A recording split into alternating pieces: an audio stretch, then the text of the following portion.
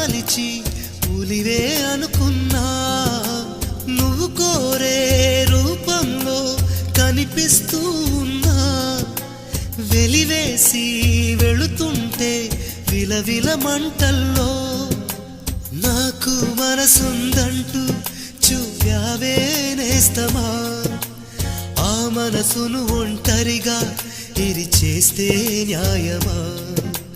నీపై నీకే నమ్మకముంటే మౌనం మానుమా నా హృదయం నీ కోవెలయింది కొలువై ఉండుమా